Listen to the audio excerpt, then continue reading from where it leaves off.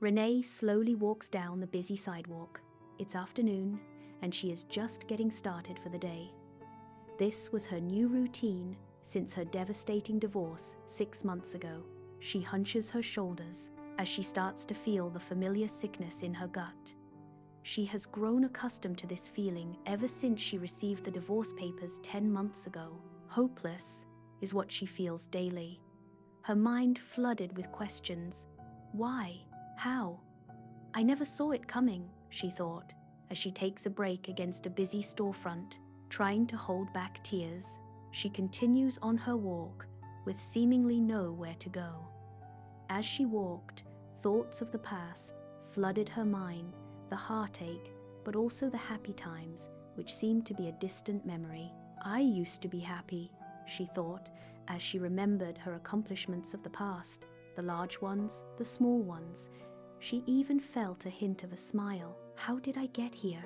She slowly whispered, back in her small, dimly lit bedroom filled with silence and stillness.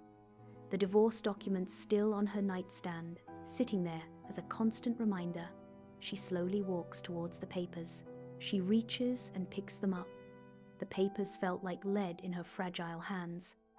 The touch of the papers brought an angry sickness to her gut.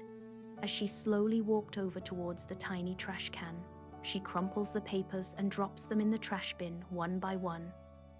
This does not define me, only I can define me, she said with conviction. With each crumpled paper, she felt a sense of relief. She felt her breath slowly coming back to her lungs. After tossing the last paper, she raises her hands up to the sky and takes a huge breath. No more, she exclaims, no more. The next day, while on her afternoon walk, she felt lighter.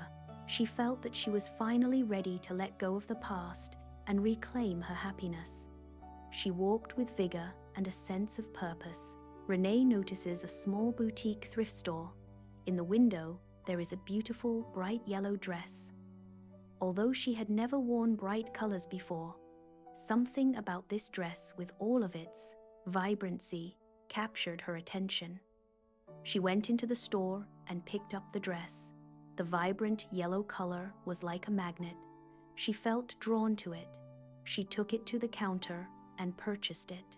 The next day, Renee wears her new yellow dress to a nearby cafe where she enjoyed a cup of tea. She noticed that everyone was complimenting her on her beautiful yellow dress. She felt calm. She felt a sense of her old self coming back. She continued her tea, stopping from time to time to thank her admirers for their compliments. She thought of how she missed her old job and being creative. The next day, she decides to claim her life back and go to a job interview. She reaches for a dark pantsuit, but then puts it back. She decides to wear her yellow dress again. She wanted to feel seen. She felt confident and empowered. As she walked through the office building, passing by the employees with their dark-colored suits, she noticed how everyone smiled at her as she walked by. She was a ray of sunshine. She seemed to brighten up the office. Even the interviewer took notice of how vibrant she looked as she looked over Renee's resume. After landing the job and settling into her new apartment, Renee starts to contemplate.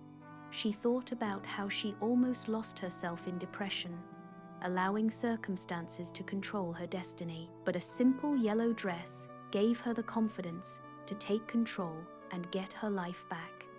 She decides to create a video journal about her experience and the yellow dress. Once the journal was completed, she was encouraged by a coworker to upload it on social media.